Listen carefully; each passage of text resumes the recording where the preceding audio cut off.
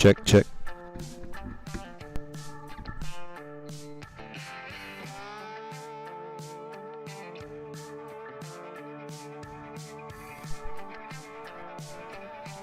Sound check, check.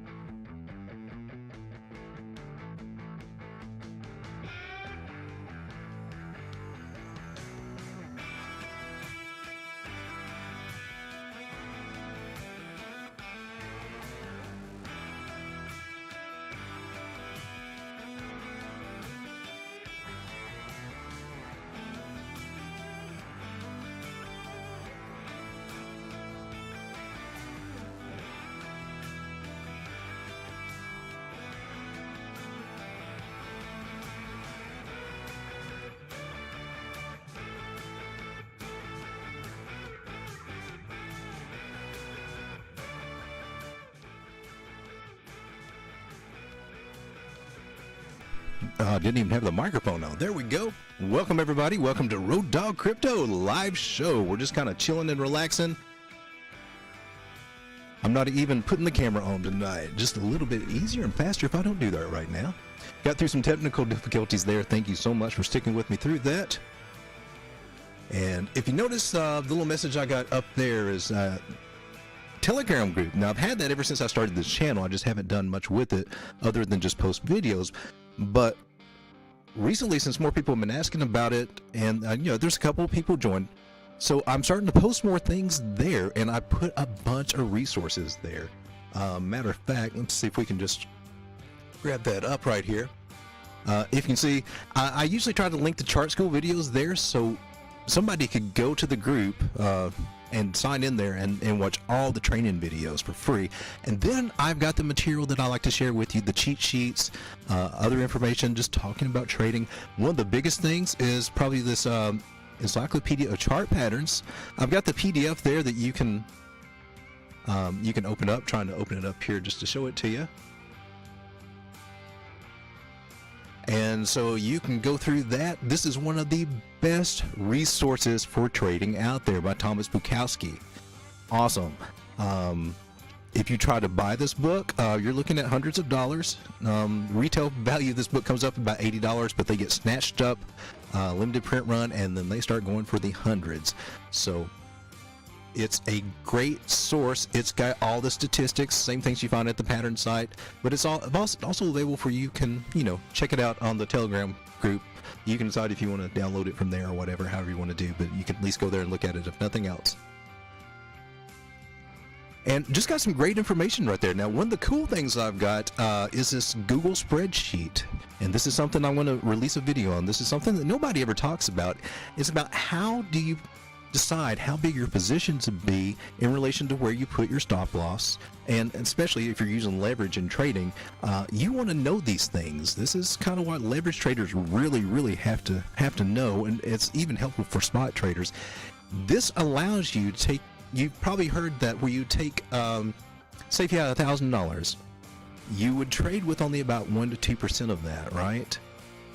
So you're talking about $10 to $20 not trades, but $10 to $20 risk that you'd be taking on that trade. So the tricky part to do that is to figure out, well, if I'm just going to risk, say, $20 on this trade, where do I need to set my stop loss so that I'm only risking that $20? And how do I get my stop loss low enough to where, I won't easily be stopped out? How big should I make my position size?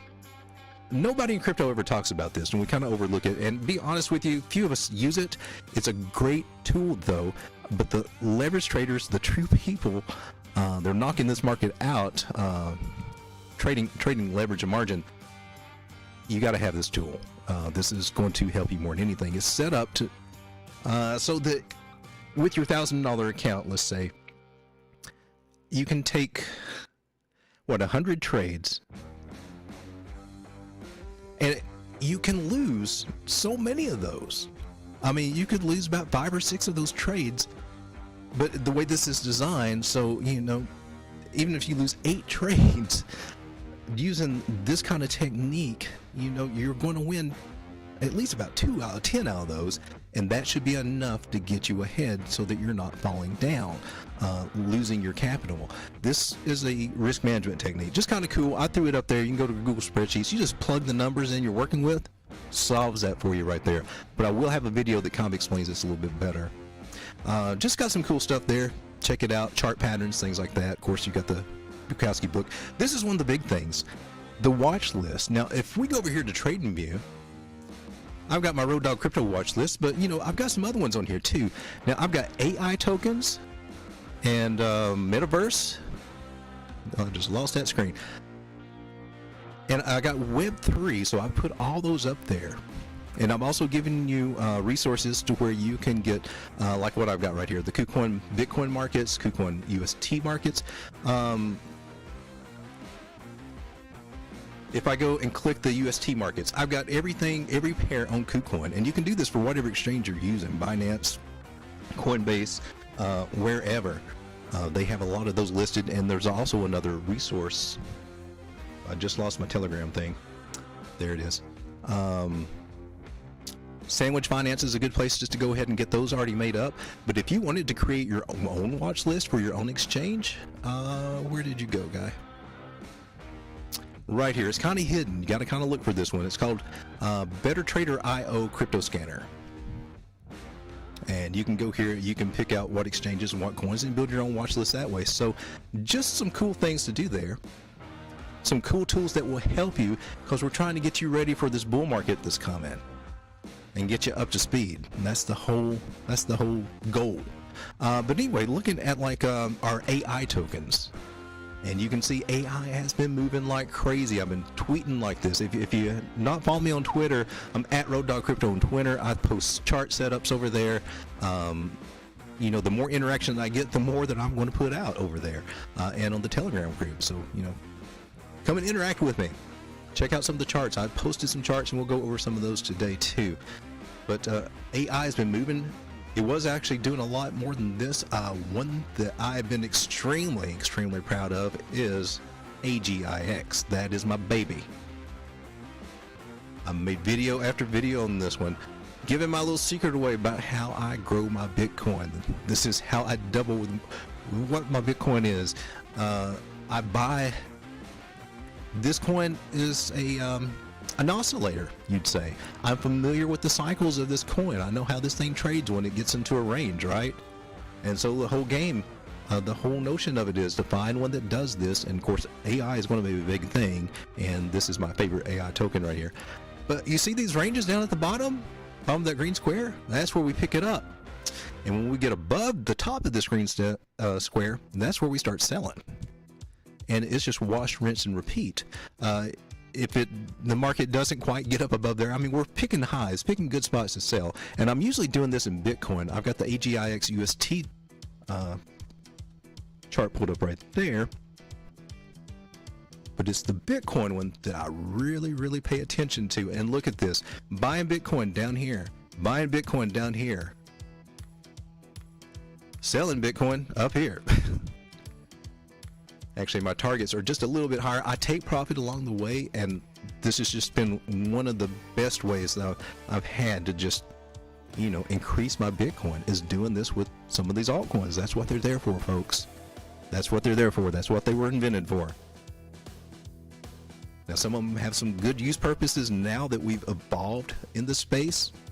But when they first came out, they were just forks and clones of Bitcoin, and some other tweaks on it. Litecoin was putting Bitcoin onto a different software, onto script, versus Bitcoin on SHA-252.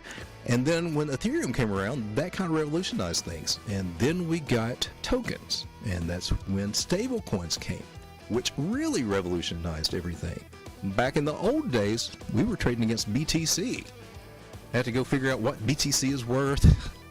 Is it worth it for this trade, or am I paying too much in dollars? It was a headache. So stablecoins are a blessing, but they take away that old school BTC pair that is so useful for doubling and tripling your Bitcoin. If you've been struggling to get 1/10 of a Bitcoin, you can use this technique to get to 1/4 of a Bitcoin fairly quickly. I mean, it's not always a quick move for some of these using this technique. This is using the old school money technique. This, when you see these rounding bottoms, especially on your bigger time frames, gosh, especially when you put it on the daily, if you get a nice, I mean, even bigger than this, and I expect this one to round out even more, to be honest with you, in the market that we're in. Let me go ahead and grab. Hey, there it is. Is that working? There's Donna. Donna says, I've joined the Trading Ground group. Loads of stuff in there. I've been trying to pack it full. Now that you went there and I saw that one other person had been in there, I was like, it's time to do this. Just to start putting things out there. No obligations for it or anything, you know, just visit every once in a while and see what else I put up there. It's a way, so when I show things on the channel and in my videos, and when I share charts or share, let's see, when I share things like my cheat sheets that pop up, or my diversion sheets and things like that, that gives me an easy way to share it with the community and put them out there. for everybody to look at or download.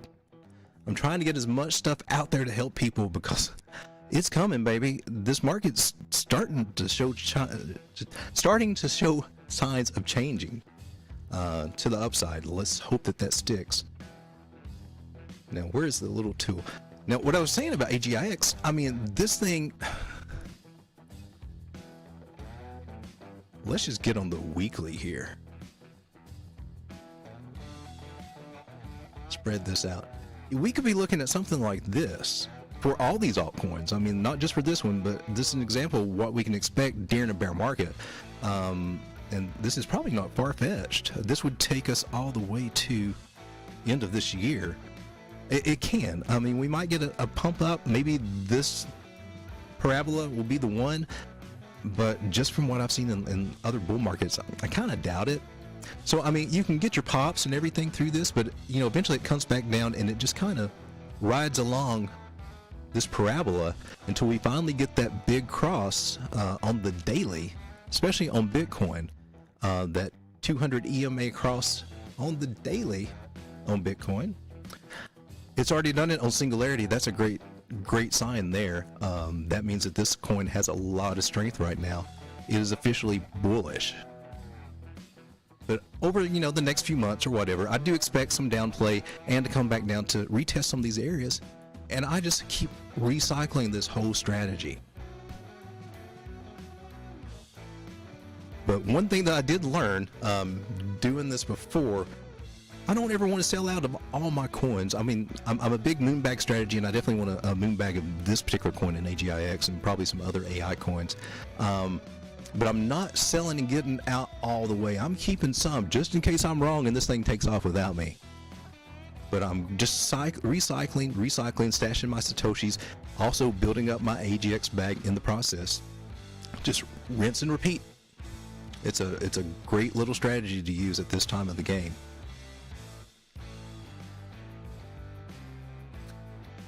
Okay. Let's do it quick here. So Donna, I've got a question for you if you're still here. Is the music too loud? Is the microphone, is it okay? I've been having technical difficulties and I figured I'll just leave the cameras off tonight so it doesn't mess with me as much. Just until I get used to the whole live streaming thing.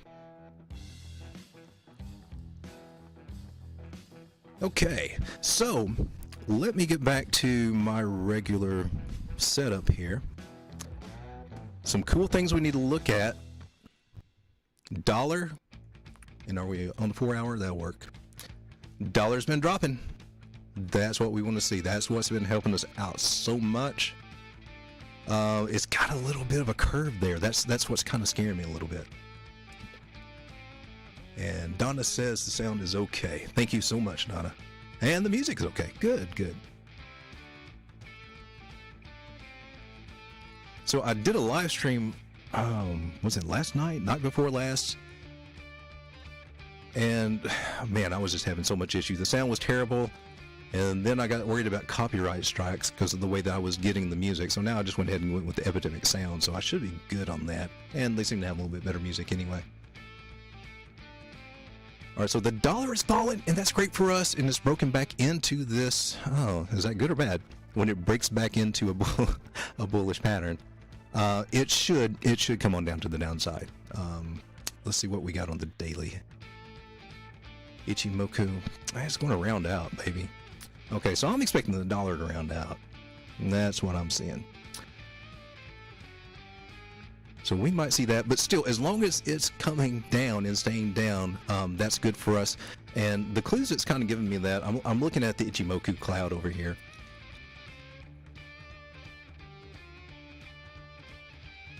Donna says, I just missed that live middle of the night in UK. Is it really? Yeah, what is it, 4 hours? More than that. I can't do that math right now while I'm on the stream.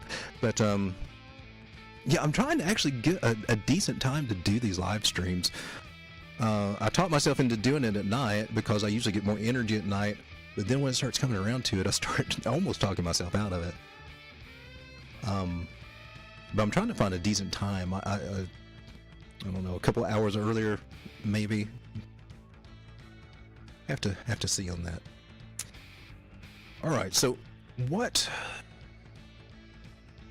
if we see this cloud, you know, it starts coming down like this a little bit, or if it starts getting thinner, that means the dollar's going to drop. But if it starts thickening up a little bit, that's going to be the magnet that eventually draws price back up to that way. Hopefully we don't see that, but right now it's in the good spot. ES1 is pumping up. That should be good for our cause, although it did break market structure, and the way that this usually works is that it will come back up and retest this trend line probably right up through here, and then we got to see what's going to happen, how far it falls. So I'm expecting a good week on Wall Street, and it's probably going to be a good week for us in crypto too, is what it's looking like. Everybody has been bearish this whole week until today, and not to, what happened here? Not trying to brag, I'm just trying to prove a point that when you start with the larger time frames, you have a better sense of what's going on in the market.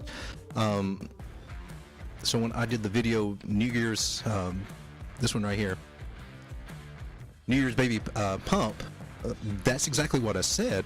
And I said in that video, well, when we go to Bitcoin,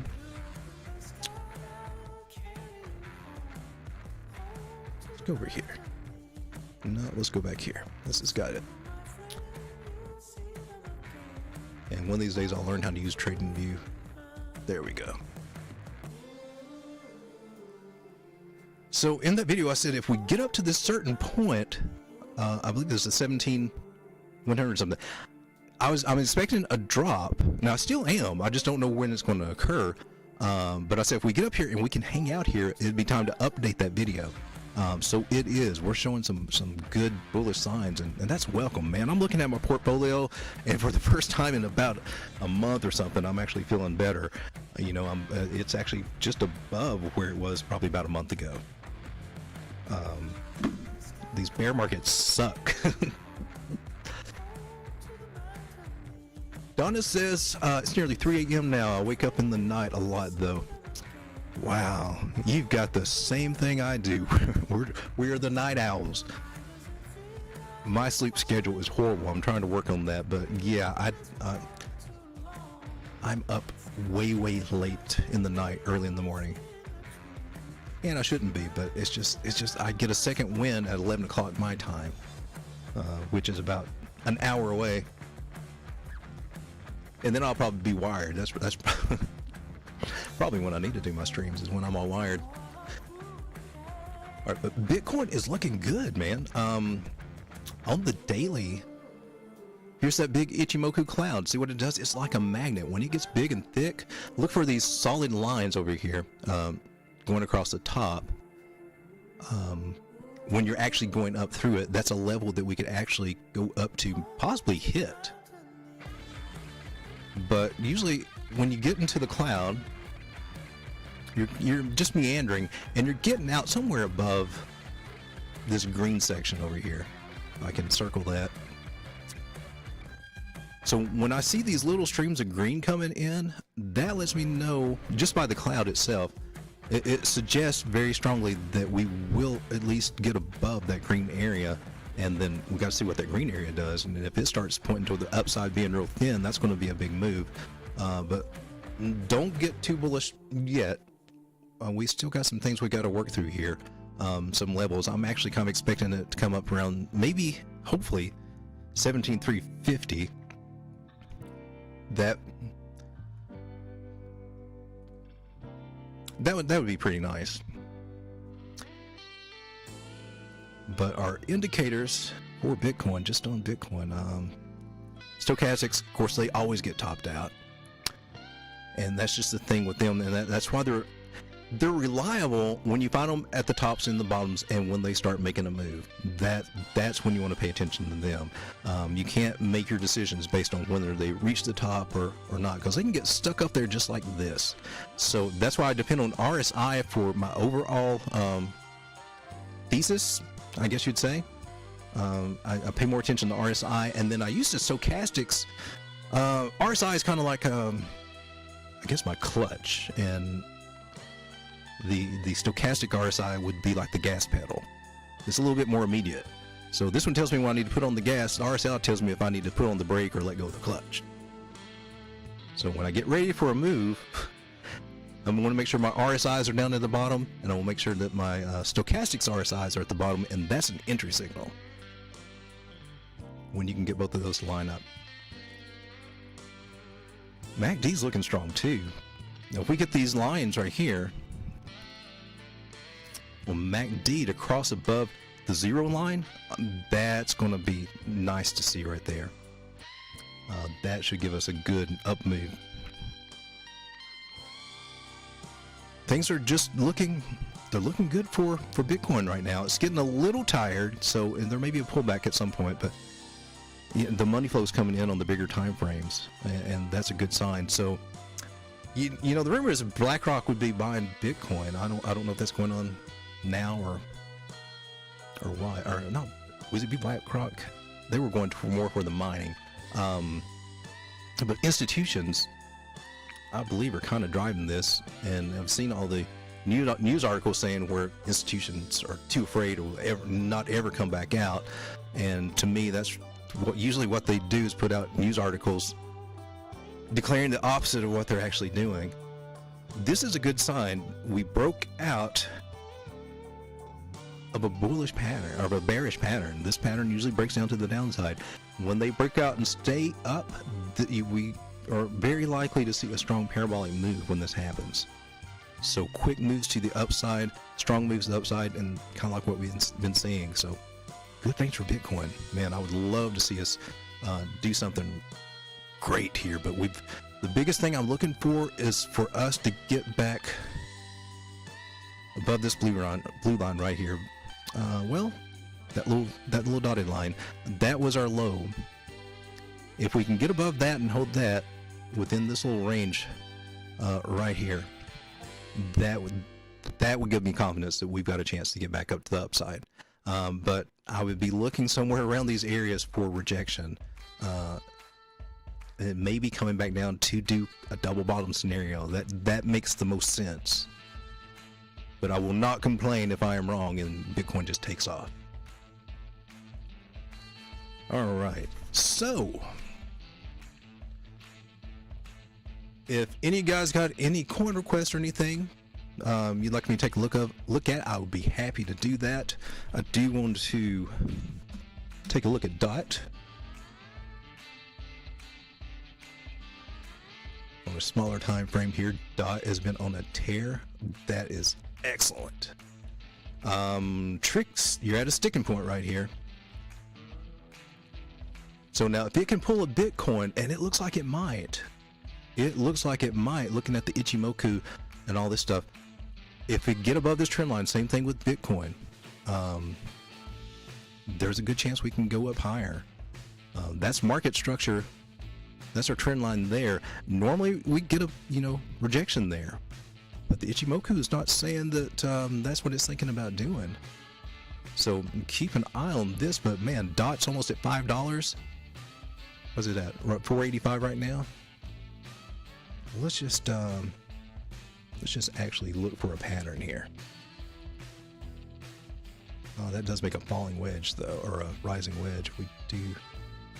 That's not applicable. That is, and that goes with our same story about a parabolic move with a rising wedge. When we rise out of a rising wedge, and it's above the 200. That it's looking good. This is looking good. This 200 EMA, the yellow line right there, that'll be your retest area at 476. Expect a retest there. If it holds, it's gold, baby. Should get some upswings from that. Targets are still good. I got targets at 544, 511, and 607 short term, and those are most likely Fibonacci levels.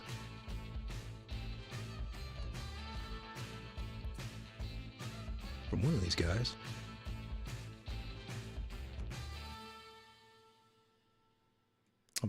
It was this leg right here.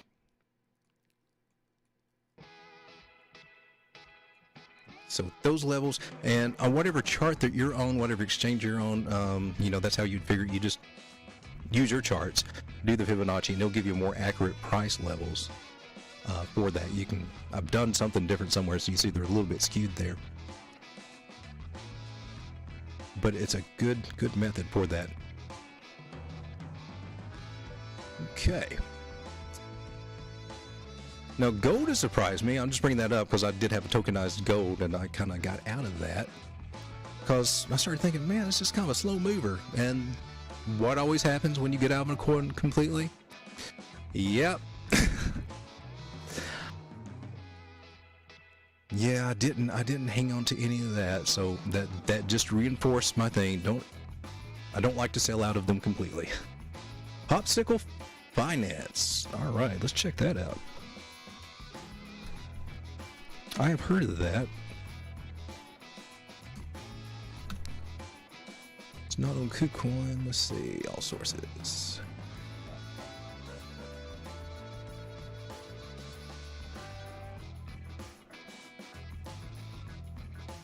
And I think you use Gate.io, right, Donna?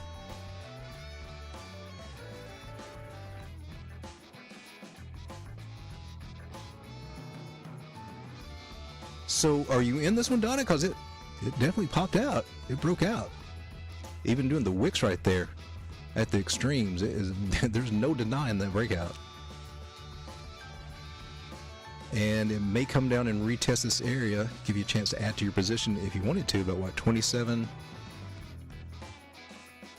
It does this two ways. It'll either go with that exact price that it broke out of, which would be about, what, 34 cents, or wherever it comes back to on that trend line, which could be somewhere around 25 cents if it does retracement, and it should.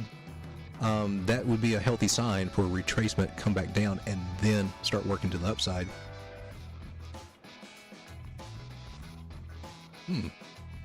That one looks interesting. And that's our daily. What do we look like overall here? Oh! This one got demolished, didn't it?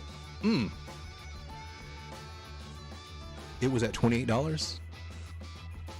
Really?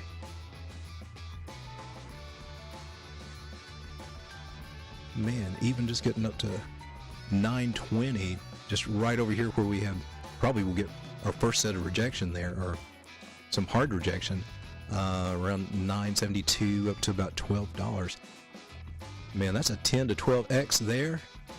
A 30x if it does make it back up to the top.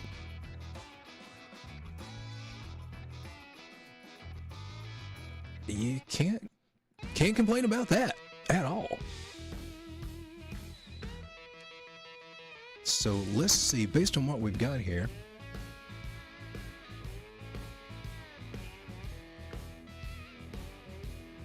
I'd be looking at these two levels right here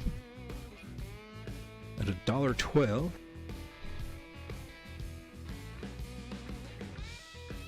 Well, these three actually, because do I have the 141?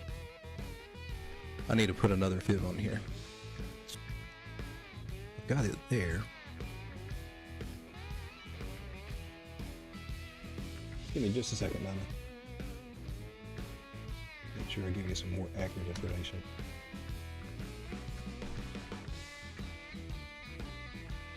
Let's make that. Where did it go?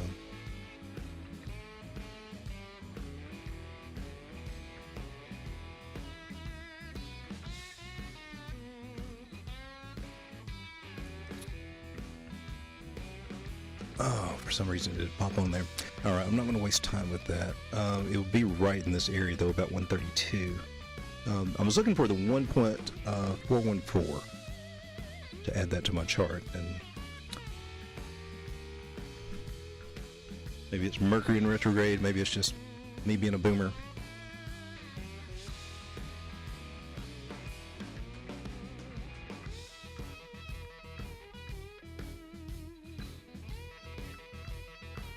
Alright, so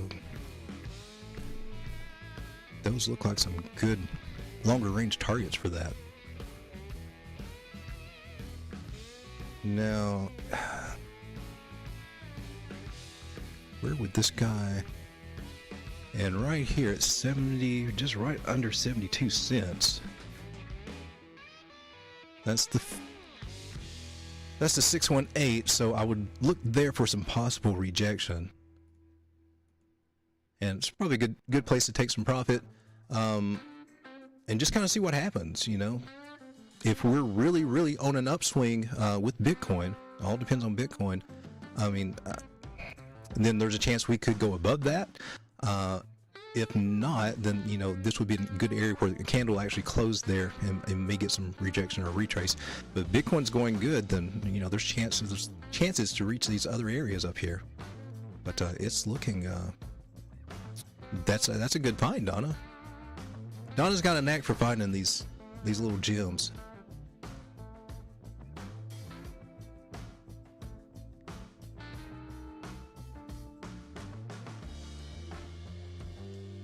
Oh, that worked. My chat thing's not working right. I've got to hold it now. Okay. Donna says, done one cycle already. I'm on the rinse and repeat now. Donna, you are doing awesome. Every time that me and Donna chat sometimes on Twitter, she DMs me sometimes. We have a little conversation. Man, and she is doing so good. I think you came into the game, what, about last summer or summer before last? But I mean, you just made amazing strides from what I can gather. Just our chats back and forth. You pick up on stuff really well, really quick. And she says some are good just to trade at the lower levels, not necessarily a fantastic long hold. Yeah, exactly. A lot of these little coins, I've during this cycle of the market, that's one of the little strategies that I use too. So you got your market cycle, and you got the rounding bottom that we're doing right now with everything. Bitcoin, and well, Bitcoin's a little bit spiky, but you notice this especially on the larger time frames. You've got some rounding going on, and you know, my mentor Chris used to say, "Rounded bottoms pay the bills."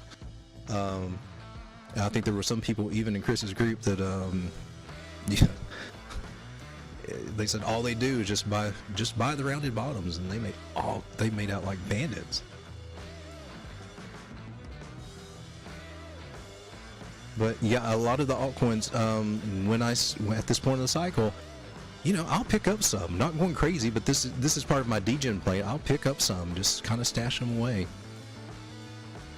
and then there will come a time when they will all start popping off, and it'll just kind of be like popcorn. One will pop off, and then another one will pop off, and then certain sectors will start popping off, kind of like what AI was doing today.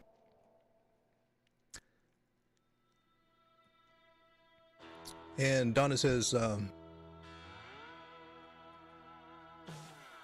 we go.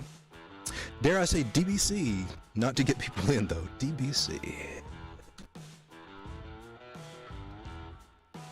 You know, I actually saw that earlier today. It was doing good. When I was making the watch list for AI, and I was like, is this coin still going on? And it's, gosh, for anybody that got down here, I mean, you know, you've already got your moon bag. You've already doubled your money there. The only thing, if we're kind of getting a rising channel,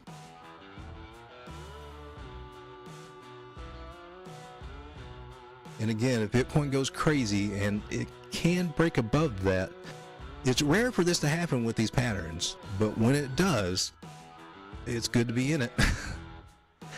If we can just get above that, got some possible parabolic move. But let's see what we got on our daily 4 hour shot. Daily is still in an okay position at the moment. It's got some money flow coming in. Green owner money flow here.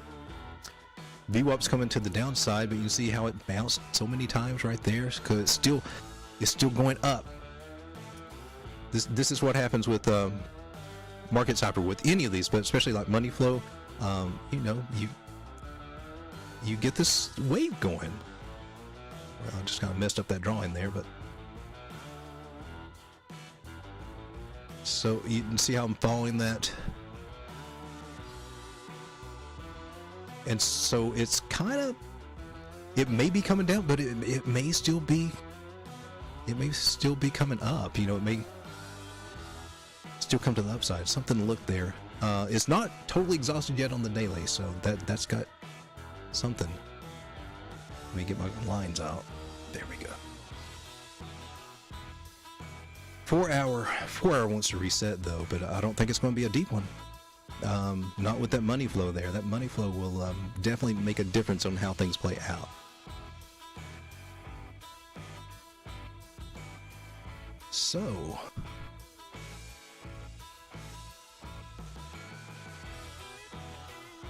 let's get a feel for this. I will have to go to a bigger time frame, won't I? Alright, so if you're looking for support resistance areas,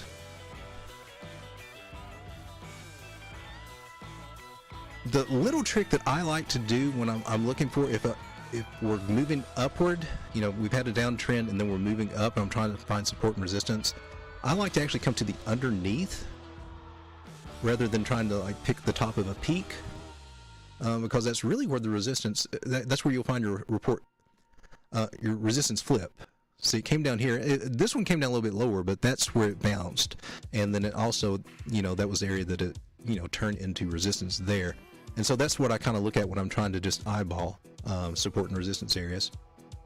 And that one worked out pretty well, didn't it? I do this so many different ways just to show people the different ways that you can find your targets.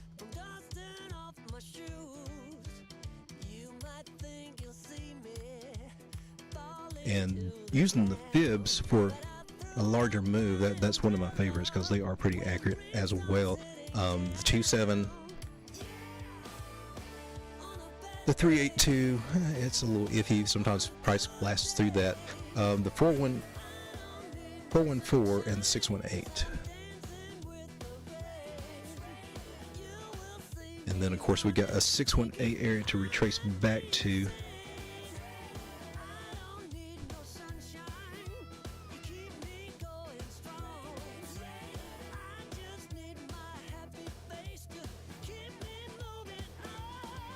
And our 786 there.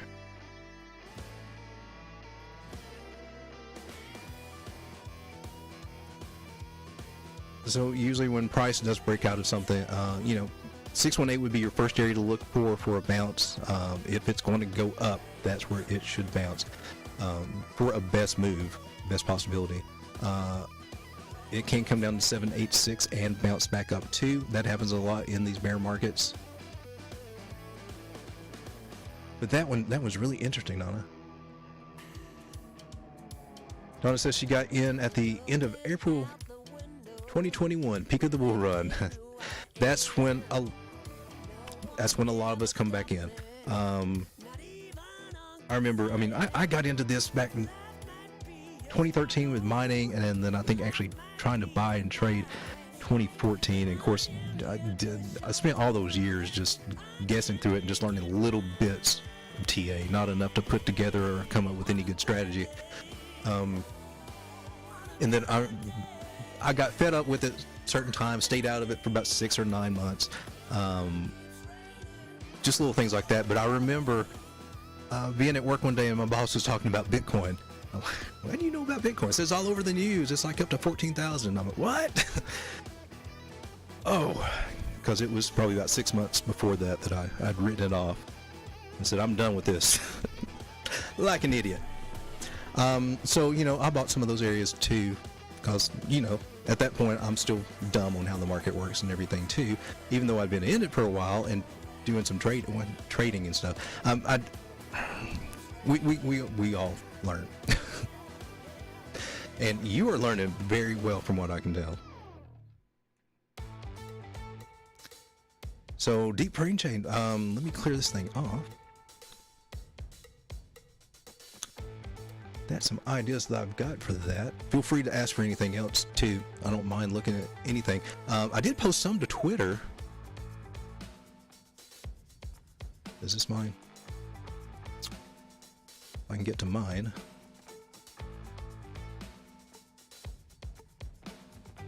I'm a boomer. Don't know how to work this stuff yet. So this is me talking about money pouring into altcoins. When I did that video, where was it? New Year's Pump, maybe. I was talking about that. And it seemed crazy thinking that like $20 billion could come into altcoins, but that's exactly what's happened. And there's still room for about 20 more billion to come in, and it's coming in fast and hard. That's not retail.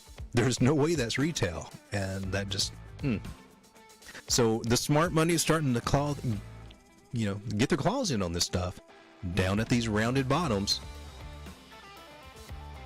And so that's a good sign.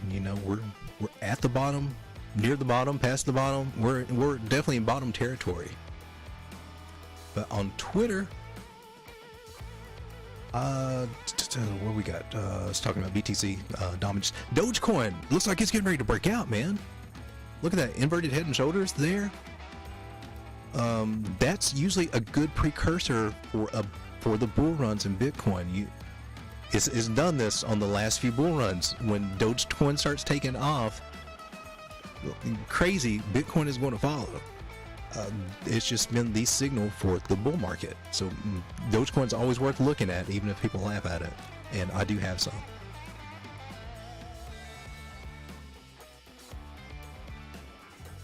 And STOS, what is that?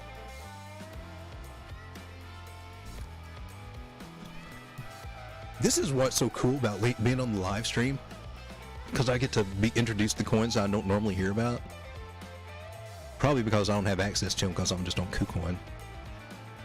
Used to love Binance, but now I can't do that anymore. I do think I can use Bolsa DX as an option to get in on some finance material there. So we got a nice little rounded bottom going on here.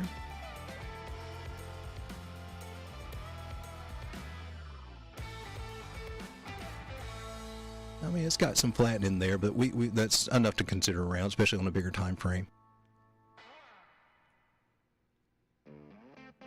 Donna says she did buy a little Doge chain that's done all right for her. Man, my little chat thing won't stay up there. There we go. I picked up a tiny amount. I picked up like maybe $15 worth, just to play around with it and see what it would do. But it's good to take a portion of your portfolio and do the degen thing, do the gambling thing, have some fun with it. You're going to learn a lot by doing that, as long as you're using it, doing it moderately and not just going crazy. You want to keep a lot of Bitcoin and to offset everything, and you're trying to stack up Bitcoin, or at least I am. That's the whole name of the game for me. But taking a portion to do things with some of these altcoins, I see there is nothing wrong with that whatsoever. It's a great way to learn. It's probably how you learned a lot, so much that you have so quickly is playing with all these things and seeing how this stuff acts. This is I like that rounding. It really actually goes up all the way over here. That works out really nice. That works out really nice. Let's take that other one off. That looks good. Expect. What is this coin? I'm gonna have to check up. I gotta make a note. Do my homework on this one. Stratos. I think I've heard of that. So when we start getting into these rounded bottoms, these rounded formations, I'm looking for these things. So I'm drawing my trend line, seeing some triangles, kind of watching those, and you'll see some like the megaphone type patterns happen too. And then you're going to see a big breakout. So the clue is, when you start seeing these things kind of happen, go to the 4 hour, and then you want to check your EMAs. and you're looking for that cross. You're looking for that golden cross, where that white line crosses above that yellow line. Right now they're kind of glued together. Ichimoku suggests that it may be getting ready to happen. That is your official buy signal. And when price is above the 200, especially on the 4-hour, consider it bullish. If it's on the daily and above the 200, it's definitely bullish. And this one is. Look at that. That's even better than the 4-hour. As soon as that white line crosses over that yellow on the daily, this one is going to take off. So this is up. Donna, you're going to have to tell me your secret, because you're just... You need to be doing my job if you're finding all these cool setups. Oh, this looks good. If by chance it were to come down, you know, that's where we'll start pulling our fibs. Oh man, it looks strong. Look at that. You pull the fib up there, and it's above the 618 on the daily. Hey, we got to do something here.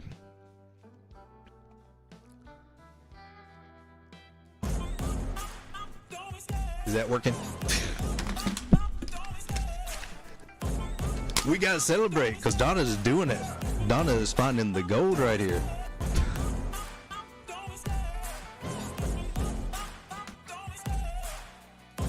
Oh, give me a second. I've got some technical difficulties going on here. Monitors and TVs are going crazy. But oh man, this okay, so it's obviously getting ready to take off, is what the charts are saying. Let's check our indicators real quick here. Stochastic's a little high. The RSI looks good though, so stochastics will probably get pinned. This is on the daily. You've already got the bullish cross. Look at the angle on that. That's another thing that I look at whenever these lines cross, whether it be on MACD or whatever. The sharper that angle is, the bigger the cross that you got there, the stronger the move. So if you got some lines that are kind of doing like this, you know, maybe they'll do something. But when you got one that's just like really shooting up, when you start seeing these angles, you know, the higher the angle, the stronger that move is going to be. A big thing. And the same thing works on the moving averages too, when you're reading the moving averages. Very helpful as far as reading them. So now these are kind of meandering a little bit, so there might be a little sideways action before it does take off, but it's got all the signs of being a really good setup.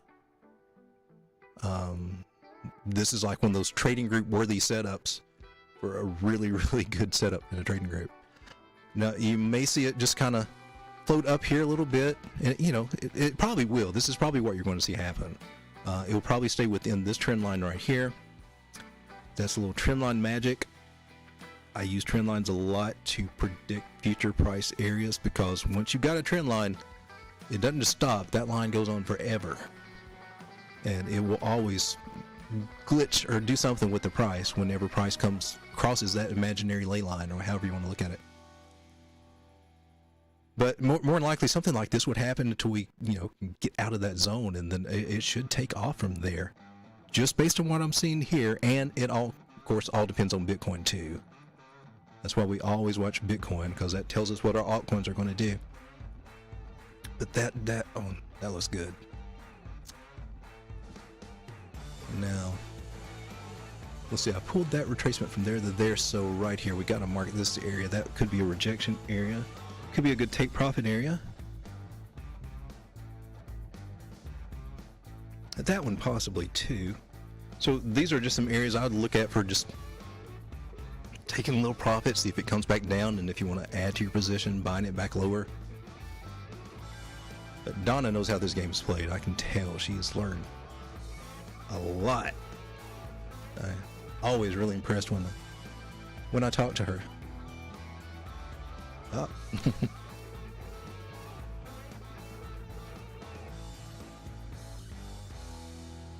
Okay, so this thing, this is not a new coin though, right? That's December 21. Okay. And it didn't.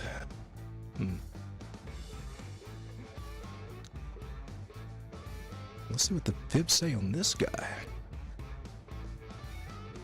Look at that. Now this is kind of cool. You see how it drew it from the top of there down to the bottom of his leg there, and you see this little number right here, the negative 0.27. I call that my old crap target. It kind of gets into Fibonacci's and harmonics, which we have not got into on this channel yet. But notice that's why I'm so big on this negative 2.7. You see this a lot. If it breaks down that zone, that's where it would come to. And by this, just looking at what I got here, this arrangement from this leg right here tells us this is the bottom of that move. Is it the bottom for the market? I don't know, but that's good confluence that it very well could be the very bottom for this coin. And so these targets that we've got from this move should be very important as we move up. So those are some that you might want to take a look at. So we'll mark these little guys. We've already got one that lined up really nice right there from another Fibonacci. And so when we start seeing some confluence between our different Fibonacci's, yeah, we know it's working good for this. Okay. Yeah, I've got a feeling I'll be buying some Stratos sometime this week. And then let's see, what else can we do here as far as I need an upward movement, and I think we did that one already. Can't really use that. Although I'm curious what would happen if I do that. Haven't done this in a while. If I did that, going up that way, where does it take us? Yeah, don't trust that. So those were the main targets, and then another upward move just to check that Fibonacci. We just did that, and that's where we got these other ones, I believe. Yeah.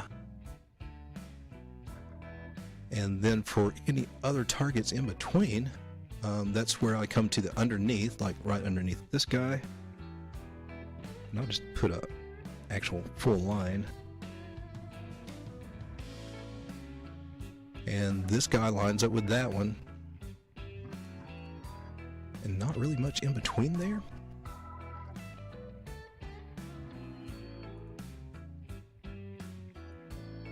How did that work? Not much to hold you back. It looks good.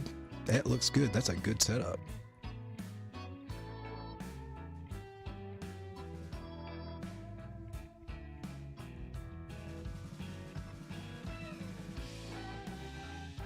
That one looks good enough to tweet.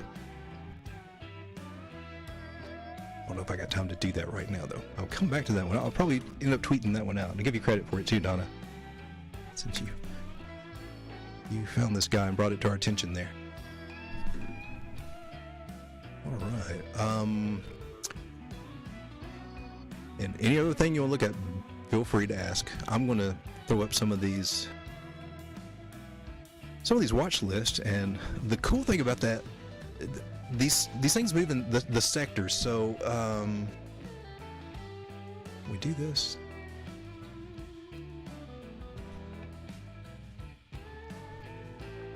Donna says go tweet it. I would, but I get caught up on the technical things, and I could spend 10 minutes on something going wrong, and I'm afraid I'll do that. So I'll just probably wait till after the stream to actually do that. I think there's only you and me so far. Probably right, because there's other streamers going on right now too.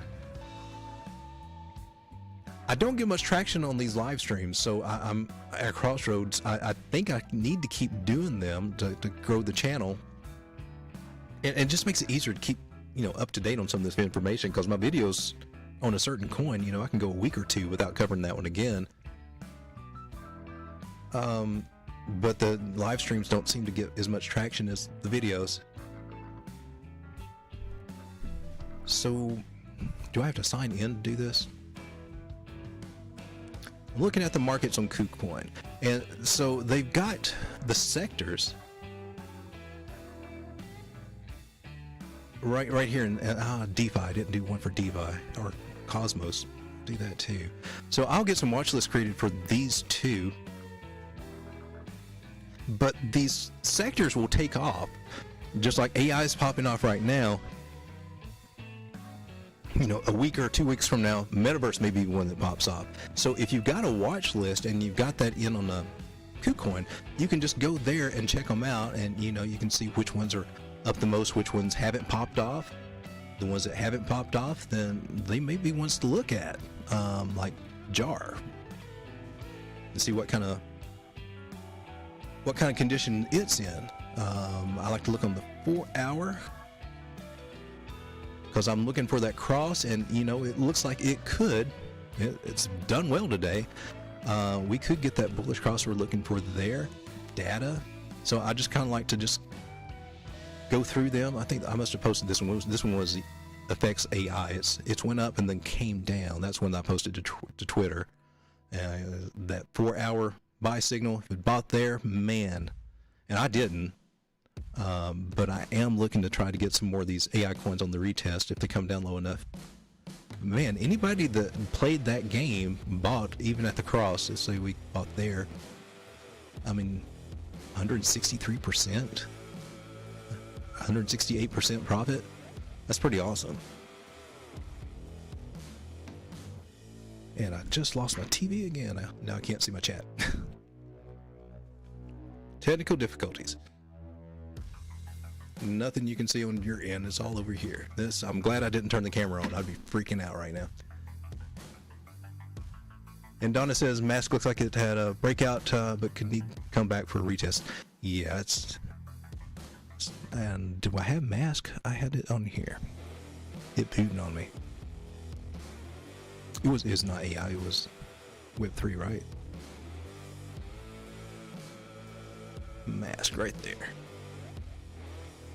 That's nice. If it can just hold above that 200, that would be good. Wow, there's a lot of sell pressure there.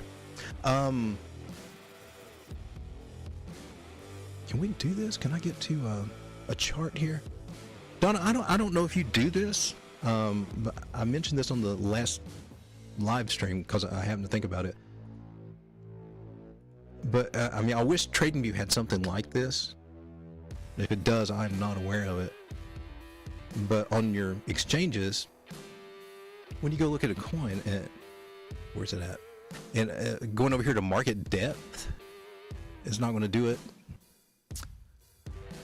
I don't like the way KuCoin does it on the browser. On my phone, it is pretty cool. And I don't have my camera on, so I can't show it.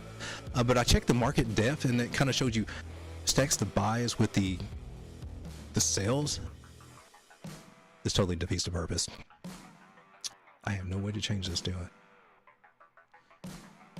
Alright, maybe I'll post a picture of it or something, so what I mean. But it's a good way to see, you can kind of see how many sellers are out there and how many buyers are out there in it.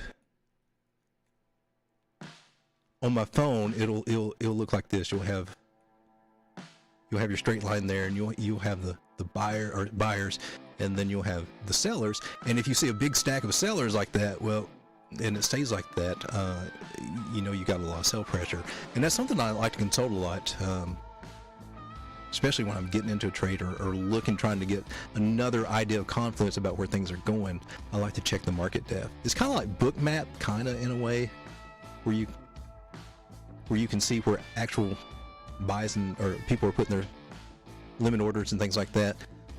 It's different from this guy right here. This goes on previous price history just for whatever range that you're showing on your screen. If you back out, it kind of disappears.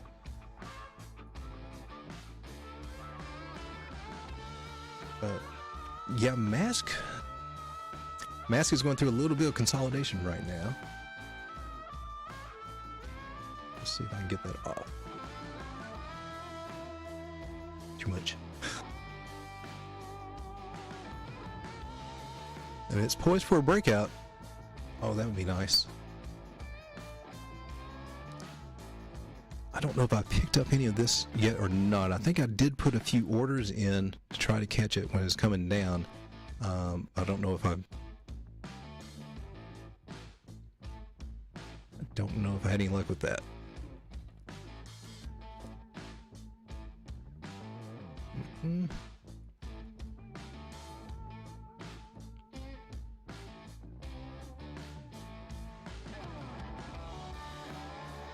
Something up.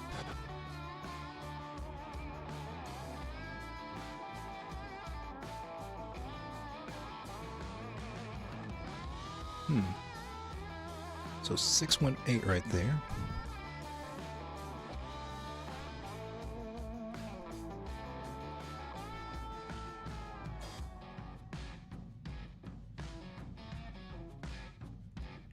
Try to get these little guys accurate. So using fibs is great for a short-term trade, especially on the triangles.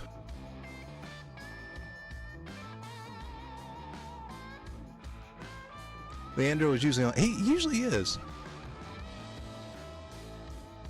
But I don't know. I saw something on news. I don't know the whole story, but something's going on in Brazil. So there may be some other things taking his attention away from crypto tonight. Metaverse is your biggest bet. I'm torn in between on Metaverse. I think there's going to be a ton of hype behind it, but I just don't understand how they're going to pull it off. It's going to be computer processing power, and we got this whole chip shortage and whole supply thing that we're having to work around. They can definitely hype up the projects, but how's blockchain playing into this versus, and it kind of goes into the gaming. I have a problem with the gaming too. Not that it won't make money, but just me logically thinking about it, this is not so much blockchain as it is your computers or whatever hardware and other software that's not blockchain to run all that graphic stuff, and it's going to be really, really heavy in graphics. So more powerful graphic cards are going to be needed to pull that off. If they're trying to do anything like the 3D, goggle, real true life kind of virtual reality kind of thing, I think we are definitely there as society headed that way. I just don't know that it's going to be that quick. Although there will be definitely a bunch of hype in there, but as far as them actually pulling off a solid product that they can put out there, I mean, we've seen Decentraland and Sandbox, and it reminds me a lot of basic Atari games back in the day. Donna says, I've seen that. There's also a couple of indicators that I've tried. One is Sonar Lab. Another shows order book zones. They're both pretty good, especially for newbies. See most likely targets. I'll have to check that out. It's Sonar Lab. Let me write this down.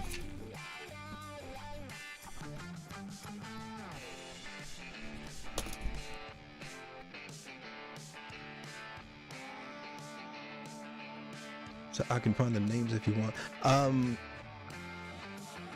You could if you wanted to share it. I mean, I'm good on myself as far as doing that because I see it all the time on my phone, and it used to do that on KuCoin. They just recently updated their browser stuff or whatever.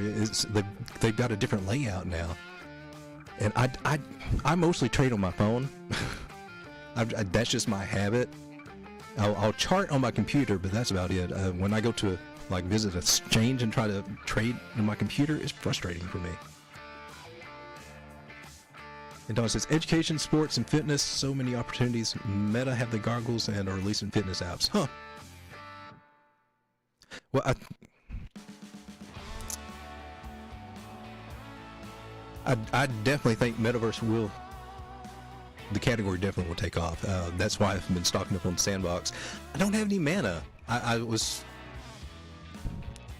picked sand over mana, but now I'm kind of thinking I should have got some mana too when it was really cheap. The Web3, I mean, all these sectors, that's why I'm going with the AI, the Metaverse, Web3. Those are going to be big. And DeFi, of course, we'll have to look at DeFi. It hasn't hit its mark yet, but at some point it will be. I think the biggest things I'm trying to look at, what are the institutions going to look at? So in my mind, I think that we're kind of going back, back 20, it's kind of like a repeat of the cycles we've already been through. So, we've already been through the Bitcoin thing and the altcoins, and we got a taste of DeFi a couple years ago. And I think that the institutions, when they come in, they're going to go through that same type thing. They're going to focus mostly on Bitcoin at first. That's what we saw in this last cycle. Now they're opening up a little bit to Ethereum, and they have a taste for DeFi if they can figure out how to finagle it like they want to. So I just think they're going to follow in the same steps that we did, and I think that's why they got hurt so bad, because they just I think they overlooked that. Those of us who've been in it for a while, we know you can't trust that leverage stuff, and we know how crazy that these bear markets can get and how big of a drop these things can take. And I don't think that they did their homework, or I don't know how they miscalculated that. I would expect them to do better, but they've all failed.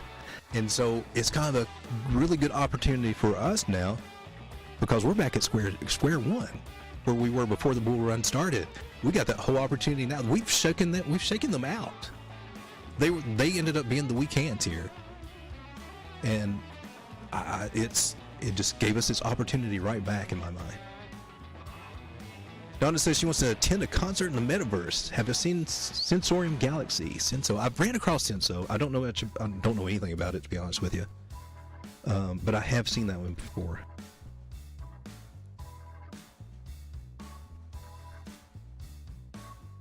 And you said Sensorium.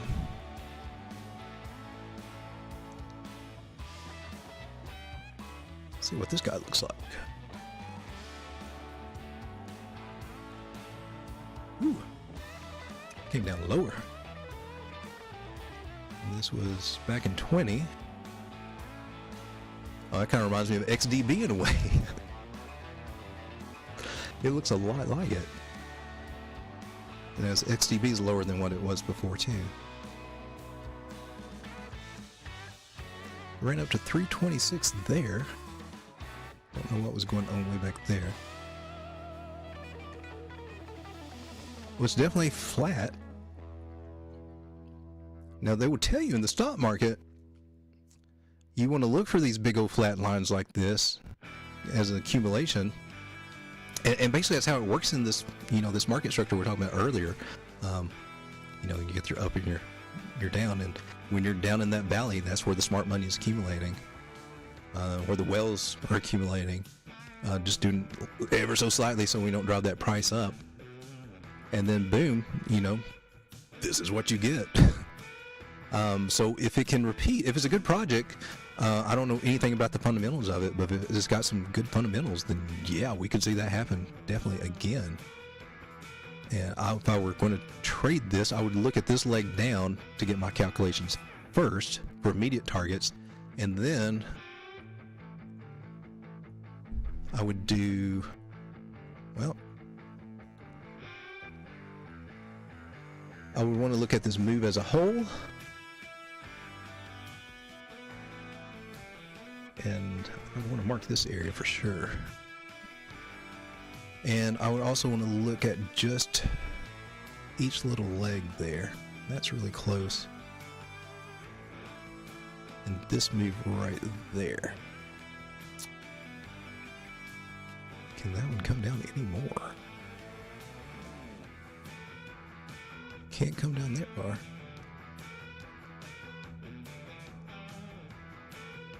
And when we got here, where did we go?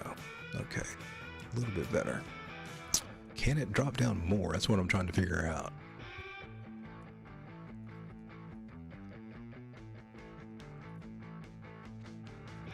So this one we got across 50 across the 100, a little bearish there.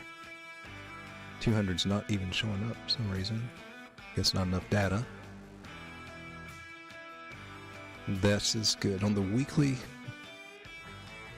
with the money flow starting to turn up just a little bit, and then we got our momentum wave starting to go up there too. That's good. Okay, so it's looking like it's got some potential there. And on the daily money flow's coming up. Okay, are you getting ready to pop? What are you doing?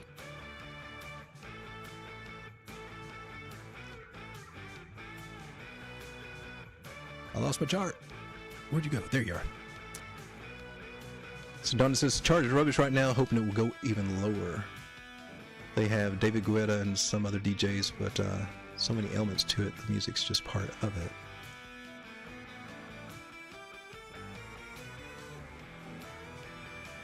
I've been seeing this shape a lot lately on a lot of charts. It almost looks like an ice cream cone or something.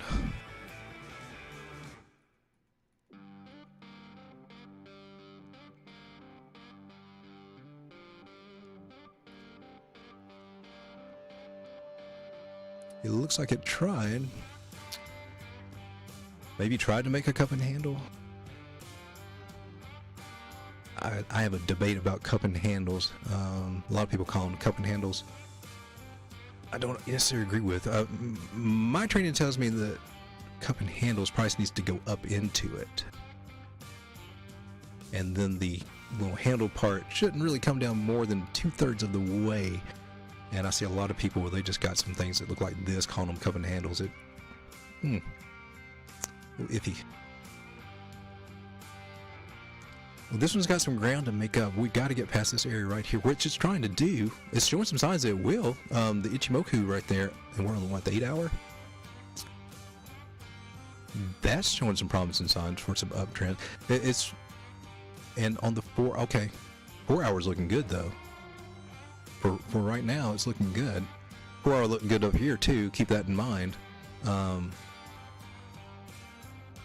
But we're starting to get some spread on those EMAs on the 4 hour. That's suggesting this is going to have a little bit of a strong mood in the short term anyway.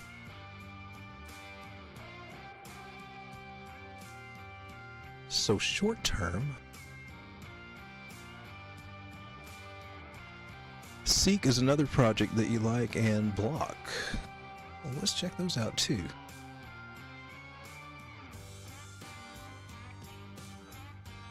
Oh, this guy right here. Well, one thing you do have going on your daily, and this is what I like to do when I draw trend lines, if I can get a couple of touches that are solid on one side or the other, I like to hit, I think it's control, right? And then it makes a copy of it, and you just pull it up to where it lines up the best, because this is at the same angle as that. This is one of my best little tricks that I use, and that identifies the actual range that it's going in. And then you can determine some of the lower possible areas, and the 2.7 right down here, that would be a good area to look for if you're trying to get it lower at 7 cents. If it does go down that low, that's where I would be looking. Those areas right there.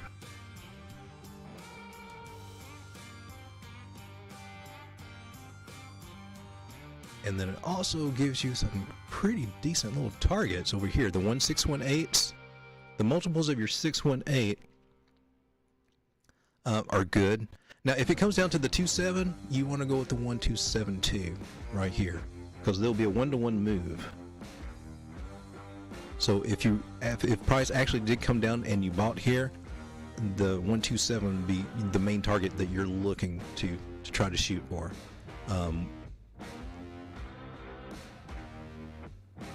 And same thing also goes with the 618s. That's why a lot of the times you'll see the 618 because there was a bounce at the regular, like Fibonacci. You know, something comes up and bounces there, and then officially shoots up, and then we look for a 618 for a target on there, a 1-to-1 move. But this one, I mean, let's see how this one does. But it looks interesting. And we got Seek, let's try that.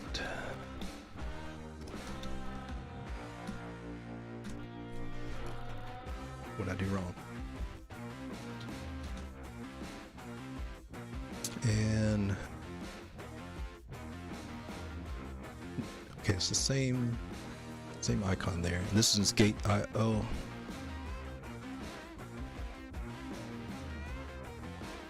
Ooh, what happened to you?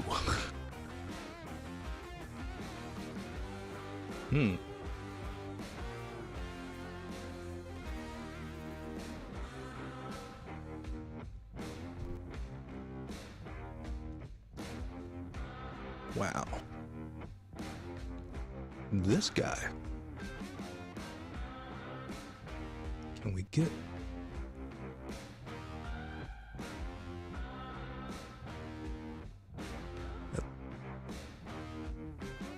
So a lot of times I skip the wicks. I'm looking for candle bodies on whatever time frame I'm on. And that looks like a support resistance flip to me. Oh, it had to skip cut through a candle body though. Then we could... And that doesn't match up as well. That does, that does, that does. This does. So technically there's a breakout and then it goes sideways. I'm not so impressed with this one, and I'm not crazy about how that looks. But it's showing some promising signs here on the daily. If we can get that, these moving averages to cross here, I can get my chart to work right. With the green one, that's the, I believe it's the 13. I've changed mine, I believe. I used to have it on the 9. I got it on the 13 now. It crosses over 21. That would be good, helpful for short term. 4 hour though. Right now, at this point in time, whatever coin you're looking for, 4 hours is going to be a really good place for information. So the key on this is same thing you're going to be looking for everything, is for it to hold above that 200 EMA. And it is showing just a little bit of green right there on Ichimoku, which usually, and when it's thin like that, usually means for some upside. So I would be looking at this area about right here, just a little over 9 cents as a possible target on that. And if we can break above that, that would be great. That's just kind of what I'm seeing in the short term for this. And let's take a trend line there. And that tells us we're going to get some resistance about right in here in this area at 88 cents. Or a little lower maybe. If we draw our trend line.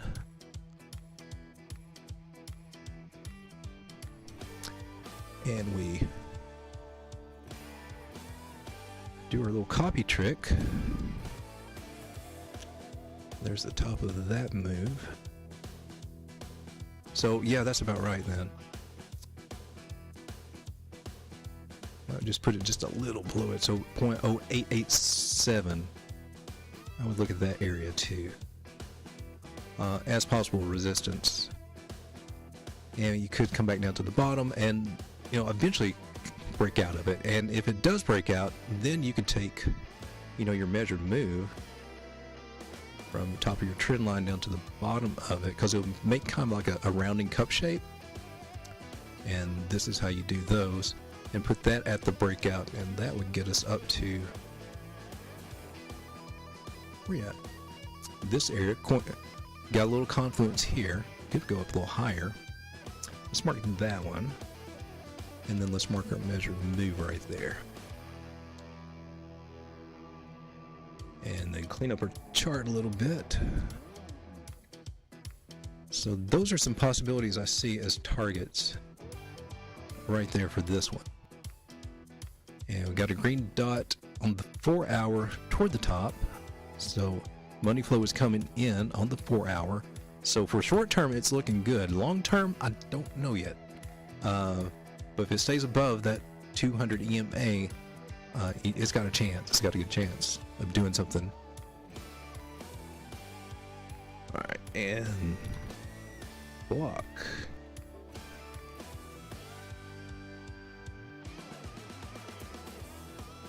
And Gate.io.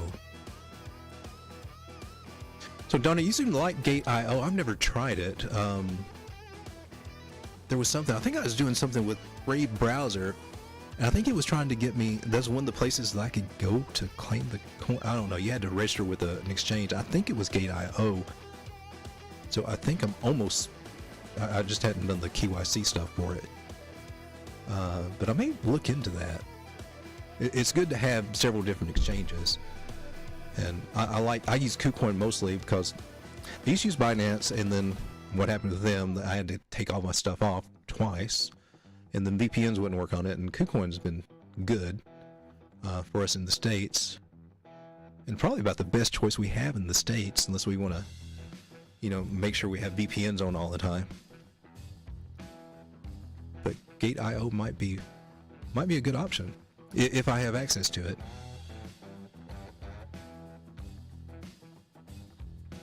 And I think I do. So 4 hours looking promising, about the same thing. We need to see that break up above that 200 EMA. It's got rejected there. Got some blue on the Ichimoku. I always like to see blue after red. When it comes up through red and you got blue underneath, or you got the green underneath, that's usually a good sign. Usually only worry about this when it starts getting thick, starts looking like this. So it's just kind of bouncing in between those. Got a red dot on, or green dot, go ahead on the market cipher there, which I can't see that well. Money flows coming in. It's looking, a lot of these coins are looking really good right now. Altcoins are taking off. And I posted this, let me go back over here, because we look like we're headed into a mini altcoin season. And let me get back to my regular one here. Because we did not look at Total 2. Total 2 is off the chain. And it was down here when I, around the first, and that's when I made my video. And we had this head and shoulders that we'd already, you know, broke to the upside on. And that's where I saw in the video that we'd come up to these areas right here where we are now, with a chance to go higher. It's wanting to go higher. It's wanting to come up to at least about 491 billion. So from where we were the 1st of January, 446 billion, now we're at 475 billion in just what, the week. That's very impressive. Who's putting all this money in the market? Who's doing that? And they're doing it on a Sunday before the regular market's open. Somebody's trying to be an early bird here. I'm just curious to find out who this is.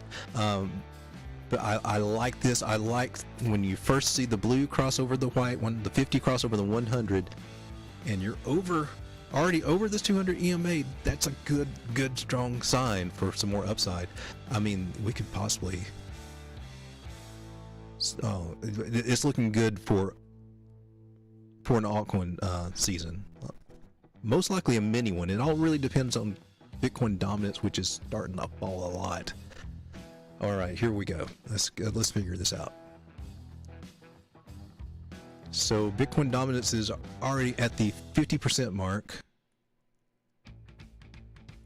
And that's usually where, when you get a leg up, that we'll get a turnaround. Ichimoku's saying we got some more dropping to go. So maybe Bitcoin dominance will come back down to the 40% range, where it was over here. If it does, man, these altcoins are taking off.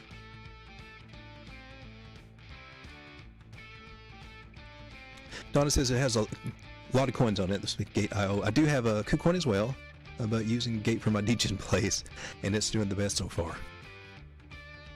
Degen plays are fun, at least until you lose money on them. Then they're not as fun, but they are usually pretty fun.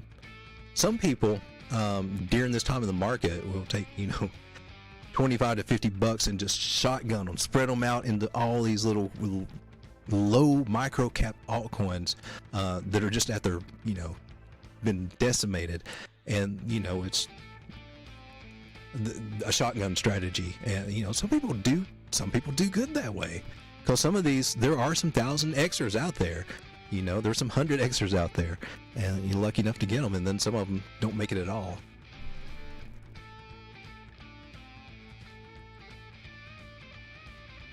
So I don't think that's the right one. Blocktopia I had some Blocktopia at one time. I don't think I do anymore. I think I got out of that.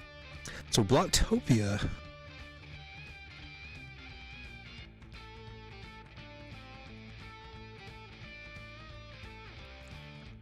doing a lot of similar things, bouncing in between the 100 and the 200 on the 4 hour there.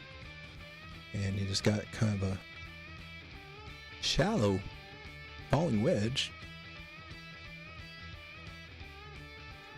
Could be a channel. I mean, they're all starting out as channels, and you just kind of gauge the strength of the move within that channel by the shapes it makes. This could be an area right there to look at. Let me take that line off now. Should just moved it back where I had it because I want to keep it there.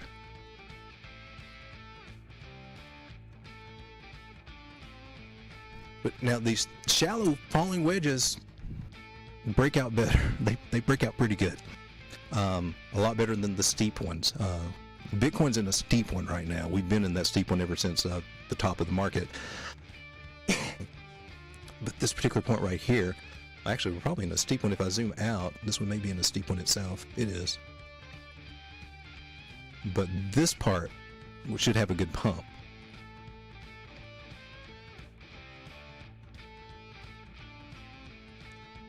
And technically, and so you had a steep falling wedge here, right there, and that's what I'm saying. When you get the steeper ones, you kind of do the little sideways, kind of lackluster moves.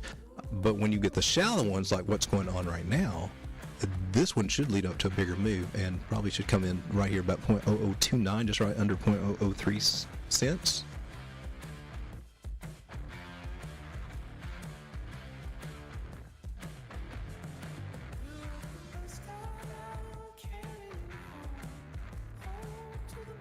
Donna says, I buy tiny amounts on the breakout and I get my initial back out. That's the strategy I use to hopefully get the free tokens. That's the moonbag strategy, baby. That's it. I love that strategy. I really don't think you can beat that. I mean, if you do that with every project that you get into, if you moonbag it and take your capital back out, I mean, you can't lose in this game doing that. I think it's the greatest strategy ever, and not as many people seem to talk about it that much. Only two people I've seen on YouTube talk about that is Dub Digital and then Crypto Wendy O. She does it. Dub Digital calls it the old lady strategy, and she calls it the moonbag strategy. But it's I love it. I think I got Lido Finance. I finally made that a moonbag today. It's just it's a cool feeling when you can do that, and hopefully my other moonbag attempts will play off shortly. I hope. Some of them have not worked out as great. We can draw this like that too.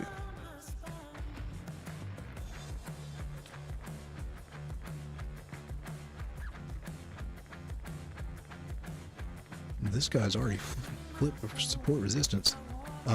Short term, that's what I got on that, and then of course up to 0.006 if we get up to this 200 EMA on the daily. But I believe we looked at this on 4 hour. 4 hour is looking promising. Just got to get above that 200 EMA right there. And Donna says she's got some Lido too. I've got too many different coins, and I said I wasn't going to do that, but I did, and it's a bad habit of mine. I just obviously have not broken, but I was able to keep them small, just little bits here and there. I did, make it a point to have over 50% of my whole crypto portfolio in Bitcoin, and another percent in ETH. So those together make up probably about what, 75% of my overall portfolio, and the rest of it I got spread everywhere, including the small amounts I've got to actually trade with.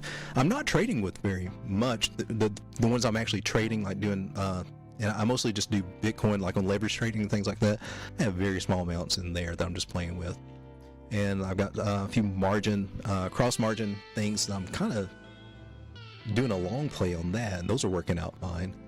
It's kind of, I wouldn't say dollar cost average. It's just, you know, buying little at a time when the prices come down to a real good level. It's mostly playing Bitcoin against Ethereum, and then I've got some other altcoins in there that I'm just taking profit in US dollars to pay down the margin that I borrowed on that. It's a neat little strategy. It's working. I've had to do it through trial and error because it went against me one time. You got to keep your risk level real low. That was a hard lesson to learn. That's an expensive lesson to learn. Mine are more like coin purses than moon bags. Some of mine are too, because, you know, the market just hasn't been all that great yet. But, you know, it does turn around really quick. So as long as the project's got legs, we should be all right. I'm just afraid to see if I've got some projects that aren't going to make it.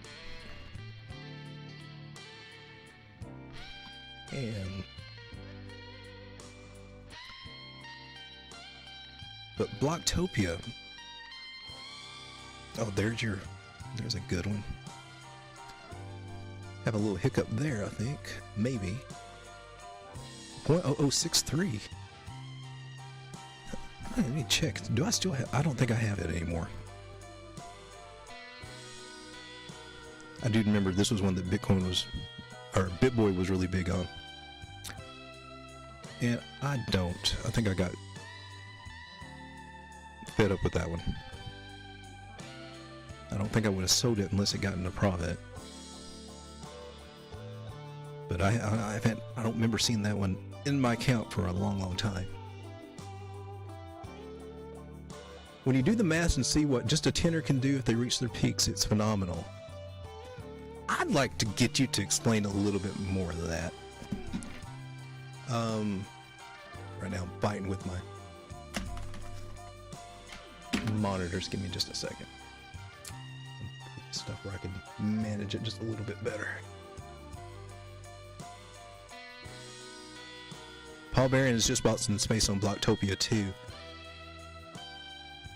It sounds like an interesting project. I like Paul Barron. I watch him too.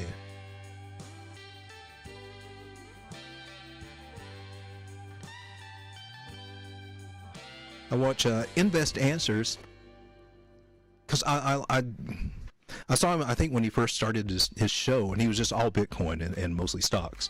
And you just kind of gradually saw, I was like, I like his take on the stock market and all these other stuff, because he can bring a lot of knowledge to the table about how a lot of this stuff works, and options and puts, and just how things tie together overall that, you know, I don't see because I'm not coming from that world. And then you gradually see him get the bug, and he starts getting into the altcoins. I was like, oh, we got him now. Okay, he's in the game now. And then he went crazy with Solana. He's got a little different take, James from Invest Answers, on the VCs coming in. He sees that as being a really good thing. I mean, it is good overall, but we all know with the unregulated space like this, you know, they bend the rules a lot. So he's eating a little crow right now with this Solana pick. How that kind of turned out. But I like to watch him and get his takes on things. And Paul Barron does really good stuff, really good journalistic work on this space.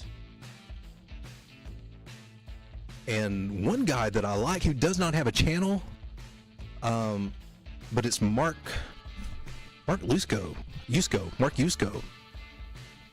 You see him doing interviews a lot on YouTube and stuff, but man, I resonate with that dude. The things that he says, he sees a lot of the same things that I've been seeing too, only he has a much bigger picture and can see more and connect more dots. And I'm like, dude, I just think that dude is so insightful.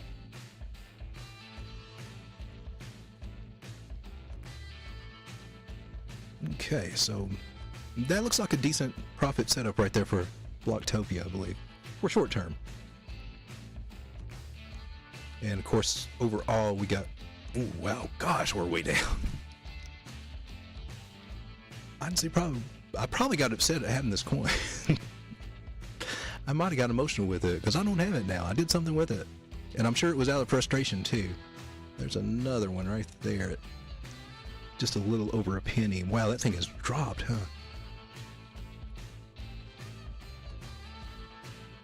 But it got up to almost 15 cents. Wow. I hope these things, I'm pretty confident they will, just how the market works, because, you know, they'll go into marketing and there'll be articles out there and all this news, and they'll release the news and everything, and there'll be a lot of hype over all these coins. But as far as actually how they pull this stuff off, I've got to, they haven't convinced me on that. They haven't sold me on that yet. So I've been seeing them partner with quite a few projects lately.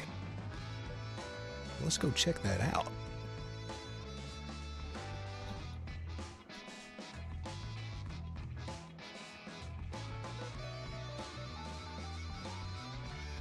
Now, is it here? It's CoinMarketCap. CoinMarketCap just did something really cool.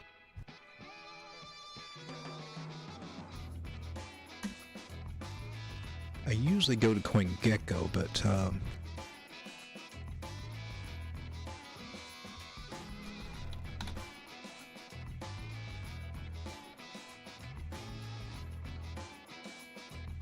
or was it CoinGecko? Historical tokenomics. It's CoinGecko. CoinGecko started adding the tokenomics. They did this like the day after I put the video out about the other site to check all the tokenomics. And so now they've got it available on a lot of the coins here, not on everything. Apparently they're not doing it here on Blocktopia. Well, let's check them out, see what they're up to. Wow, they just put it right out there, don't they? That is a lot. Chili's, Elron, Polygon.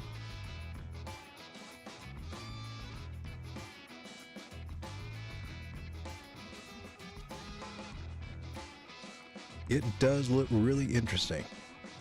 And bringing NFTs to life. I think NFTs are going to start going in a different direction, though. Blocktopia real estate will be sold in 8-phase sale. All block tokens used to purchase the block real estate will be publicly locked. Okay.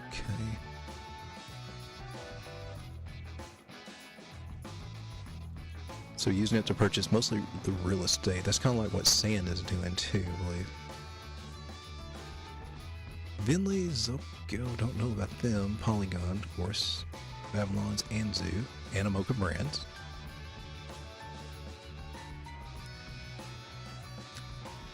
And Crypto Wendy O.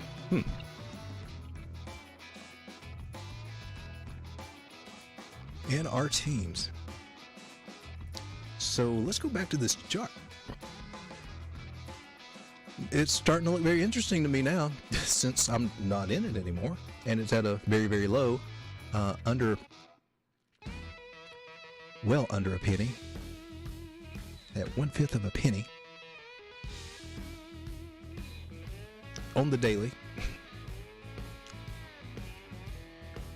The safest play would be to wait for that breakout of that 200 EMA. I don't always play it safe though. And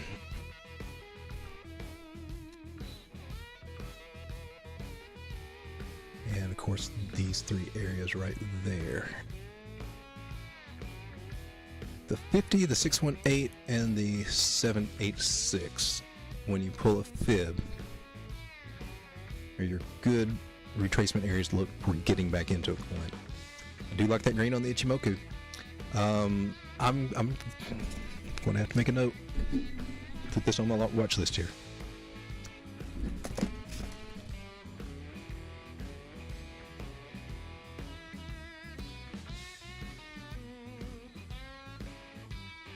Should I work out what $10 would get you if it reached the peak again? Well, I think what I'm asking is what exactly your strategy is, because it sounds really interesting. If from what I'm gathering, you're using like really small amounts. Now, are you trading with these small amounts? Are you using these small amounts as leverage, or are you doing this as a long-term hold with small amounts? I think that's what I'm not clear on. But you've got a very interesting strategy that I would just like to hear you talk about a little bit, or break down a little bit.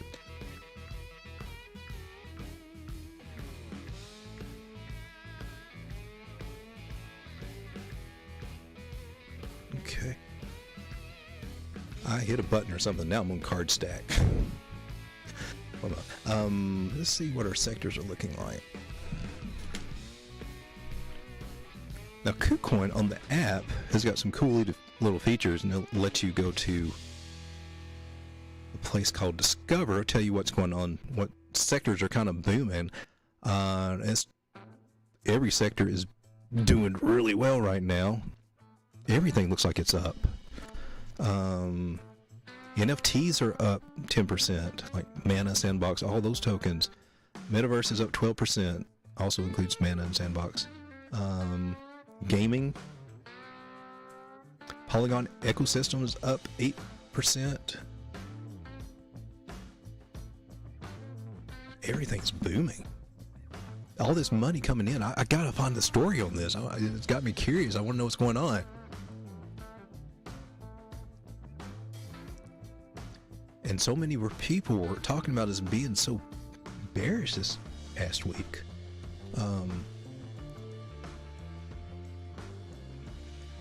Let's see if we go back to Bitcoin real quick, see what it's doing.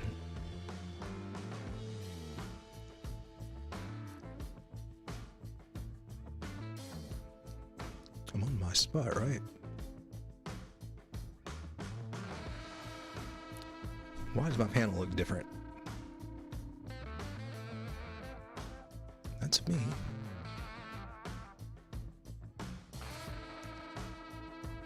Okay. There's my messy chart right there. Let's go back to this one. Bitcoin at 17.2. It's still got some legs. Look at the money flow. That's on the 15 minute. Still good though. Right there on the 4 hour. Look at the money flow coming in. That is so impressive. And it's just starting on the daily. Oh man, we're about to do something here. It really looks like we may do something on Bitcoin and everything. There's a story somewhere. I've got to find this. Somebody has decided it's time. Somebody big has decided that it is time to get back into crypto. And time-wise, in the market cycle, that should be right.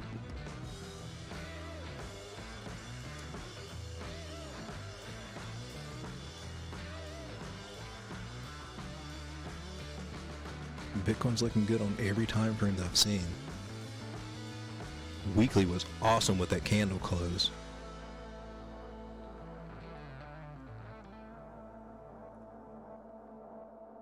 Put it on regular candles and got that big engulfing candle, almost an engulfing candle. It's not technically low enough to cover that one, but really close. It's a big candle. And the best thing is we just took right off from the top of it and kept going up. And so that means that we can draw a line right here. And that's our new line in the sand with Bitcoin, coming in at about just 17,100. Got a big old red line right there. So as long as we stay above that, well, I mean, as long as we stay above the 200, honestly, we're doing good. But hopefully we will have trouble breaking below the 17,100. The area that I'm really looking at is a 17,800. Hopefully we can get above that and stay too. If we can get above that last low we had in Bitcoin, that would be the sign I'm looking for. We do that and maintain it, we've made a double bottom. And that may be what we're doing.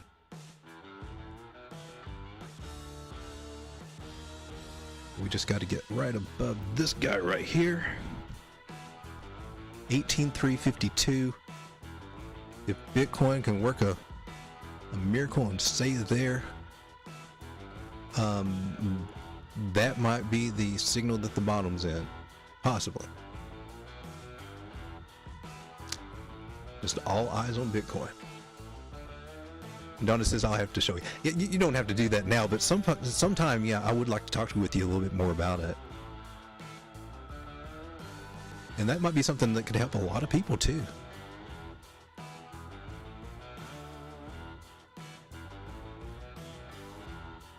Oh, all right, guys. Well, it is now 11:20, and it did not feel like I did a 2-hour stream. Wow. And as far as I know, it's just you and me, Donna, so I'm glad you're here, because it's weird when I'm here by myself. That makes me feel kind of odd. But I think I'm going to close it, unless you got anything else that you want to take a look at, or any kind of topic you want to talk about. Give this thing a second to catch up with my delay.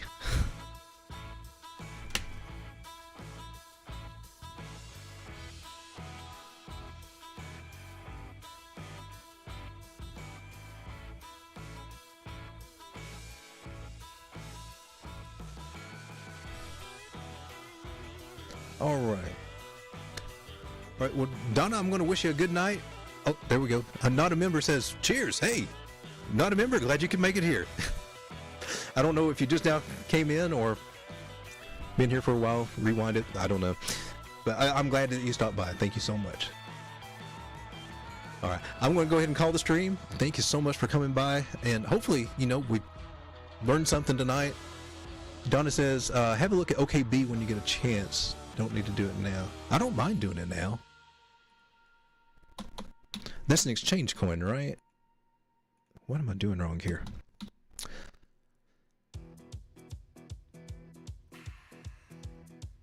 Yeah, well, let's go with that one.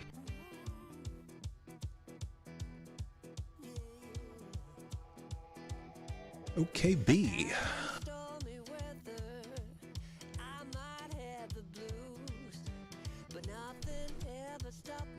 This was back 2018, huh? Isn't that from OKX? OKX Exchange, if I'm thinking right.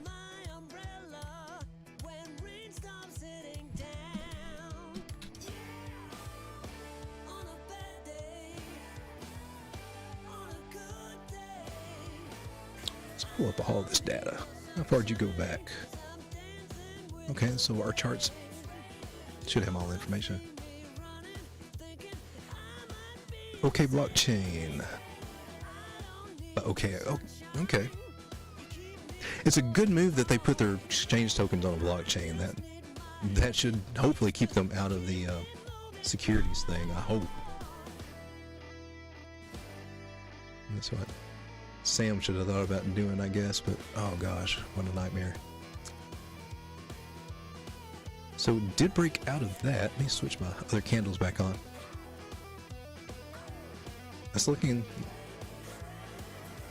nice. A little extended here on Market Cipher. That's our a little extended on RSI. So yeah, I would expect a retracement from that one. We got up to what, $42?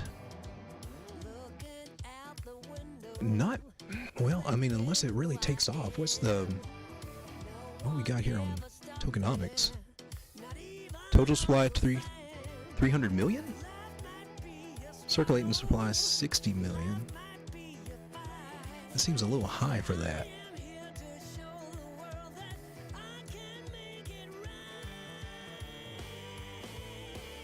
But it's held its ground pretty well. Even in October's around 15. I would be looking about this area right here. And we got, that's a cup and handle. Rose into it, nice and rounded. Came back down, okay. I'll consider that a cup and handle. I would be looking for a retrace on this one.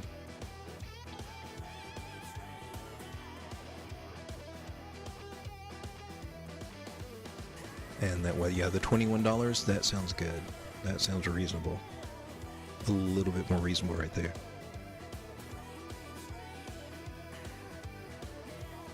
And bear market 716. But yeah, to its 618 move takes it pretty much back up to its high at 40. If it's going to go higher, now my 141 shows up. Where's my other ones? Okay. It's Mercury in retrograde for you. Okay. The 141, and there should be a 1618. And I don't know why it's not showing, but it should be coming in right up here around $60 somewhere. That's what I'd put for long term.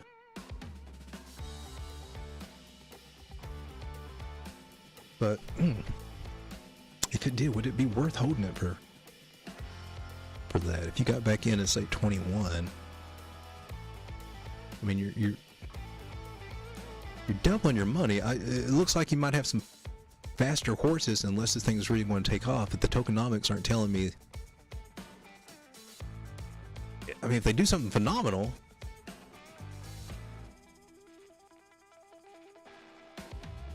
where are my fibs, man?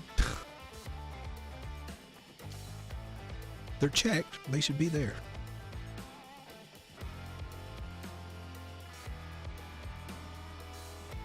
Reset that chart.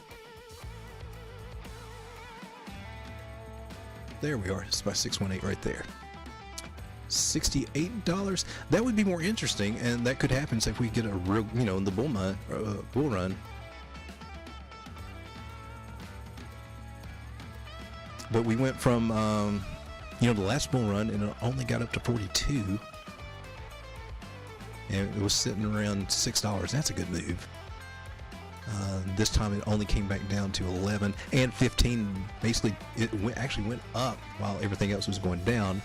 That's interesting to note. But as far as a viable target, I would say the largest I would be looking for, realistically, unless there's something crazy happens, and you can't see that far. $68. You just have to determine if that's if you're willing to do the opportunity cost.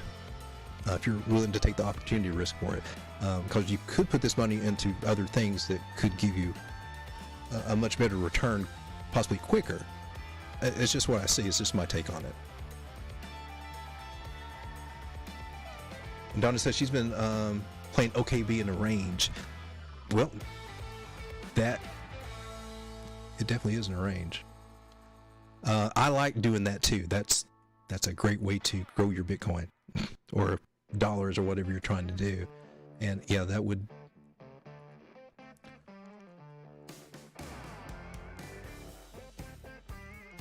Is it getting ready to? But it should be getting ready to retrace. So if you've been taking profit, and especially if you caught it up here at $31, took some profit there. I'm just wondering about the green on the Ichimoku. Because usually when you see that generates an upside. So but if it gets real thick and price starts coming, anywhere near it, that's a good sign that we're coming back down through it. But if it starts doing, real thin and going up, the sucker's going to take off too. But I'm on the weekly there. The daily's flagging out. Nichimoku's liking it, so it looks like it's got upside. Possible. It's just it needs. Well, the stochastics are starting to reset. Looks like on the daily. And let's pull it up. It looks like it could possibly be getting ready to pump soon. Now this one's not the VWAP. It's not showing an enormous amount of strength right now. It's kind of curving a little bit, so I've got to keep an eye on that. But if it breaks up above the 0 line, that's good. And it could, because we got the money flow coming in, and the stochastics are down, so it's got some signs showing that it could get a bump up. It's just the VWAP hasn't caught up with that yet, at least as far as the daily goes. It looks like it could possibly do a little damage here. So for this, you're looking at these two guys right here.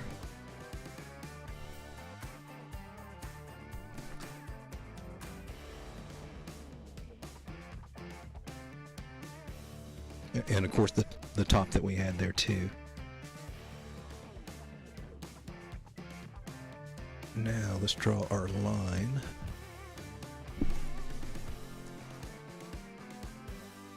And zoom out just a little bit.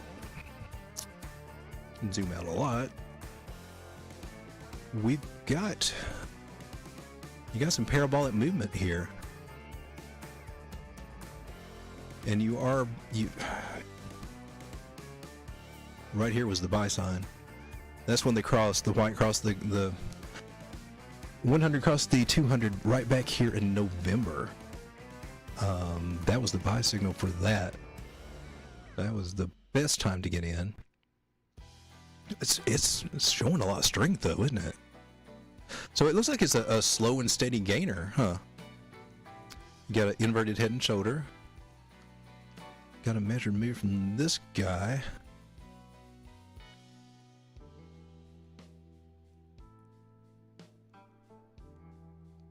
Taking us up to this area of 35 cents. Sometimes I watch these guys on YouTube and you know, they'll draw out a pattern, or they'll see a pattern play like the head and shoulders or whatever, but as soon as it breaks out, they're looking at flags and this and that, and it's kind of like they forget, you still got a measured move from this other pattern that hadn't played out, man. I don't know. It's just something I noticed. It's always good to remember what patterns that you were in before, and those measured moves, because they don't invalidate, you know, unless things just go south. But I mean, it's got some other good measured moves here too. There's another one. And that will go with the breakout. That one's got a high one at 54, which is, well, we've already got this section marked here at 53. So there's some target ideas. It's showing strength right now. It is. It just looks like it's a slow and steady gainer. But I'm really impressed with this. From June, from the whole time from June, it's been going up. It's been in an uptrend. So that's you can't deny that's a good strong sign. It's showing some good things. And not a member asked about bone. Let's look at bone. I don't think I've ever charted bone. And I guess we'll go with Mexi. Let's go to the daily. Oh, it's on a tear. Man, everything's starting to look good.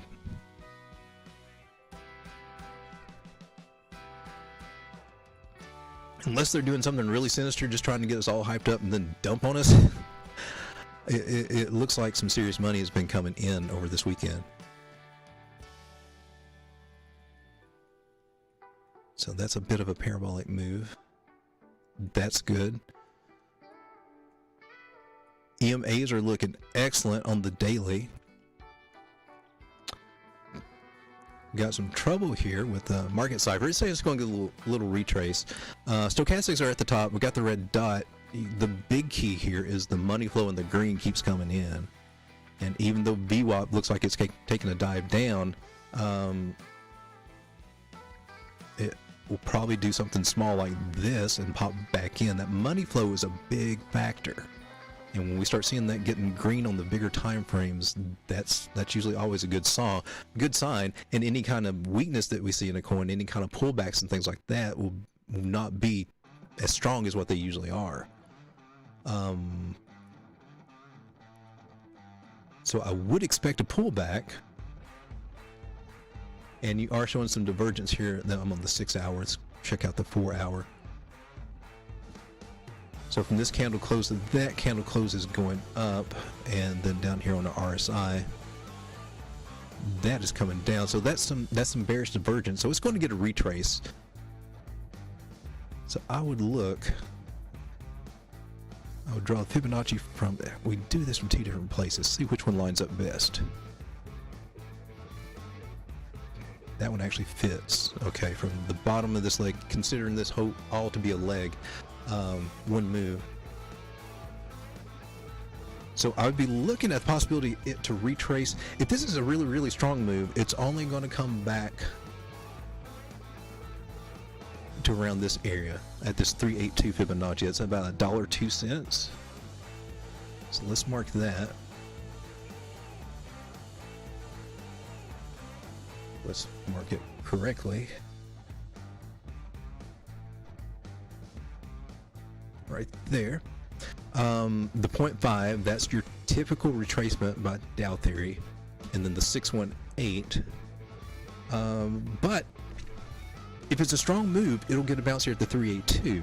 If it's a typical retracement, you know, we can come back down to the 618, which is about 93.5 cents. And if it's a strong retracement, well, we'll be coming back down to the 786, which is about 87 cents. And that would also be it retesting the 200 EMA on the 4 hour, which is likely. You usually see that in price action, usually always coming back to above or below that 200. And when we're above the 200 on the 4 hour, it is considered bullish. But you know, you look for your EMAs when you're trying to look on to see if a coin's getting ready to, you know, reverse on you. Your EMAs can give you a clue. The more spread out that they start getting, you know something's getting ready to happen, because they will eventually come back together. There's usually always a retest of the 200 at some point.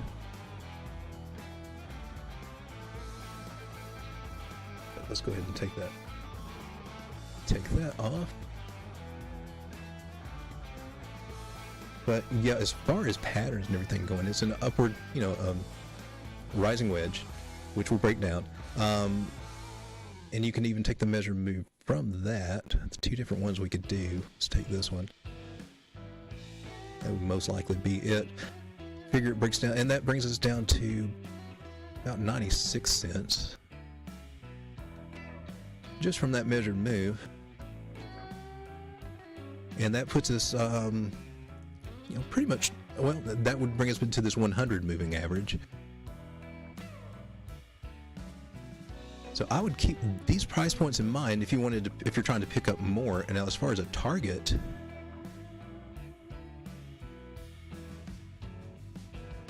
let me see the best way that we can get this. Let me give you some targets to take profit.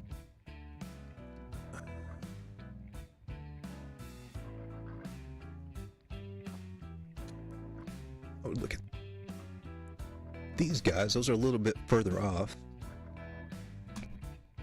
And right here. Well, they got down a little bit. So $1.30, $1.70, and $2.03 for some longer range targets. Likely to hit this one here at $1.30 though. And then let's do it this way for this particular move. And it's saying we're aiming for $1.44. So for the current move, I would be looking at that as a good take profit area. And the 0.27 lines up with the other one that we had there at what is that, $1.30. So it looks like these two targets are going to be your best bet to take some profit, and then if you want to get back in on it at a lower price, you can look at doing that to build your position, or if you're just taking your profit and run, however you're working it. But everything's looking really good right now. I'm hoping tomorrow with Wall Street, I hope they have a good day tomorrow too. And not a member says, awesome, thanks. No problem, man. Just glad you're here. All right. So I don't see any more requests or anything, but guys, I'm so glad that you've been here. Glad you joined me today. It's a little different. I don't have a picture. I don't have my face up here. It's just me. It's a little bit more relaxing for me this way. But you know, I'm going to try to do these live streams a little bit more often, so I kind of get used to this and stuff. And you know, just if you see me on and want to chime in, you know, you're always welcome, and I'm always free to look at whatever you want to look at. It's just fun for me. All right. So I'm going to call it, guys. Until next time, my name is Lane, your Crypto Road Dog, reminding you that you got this.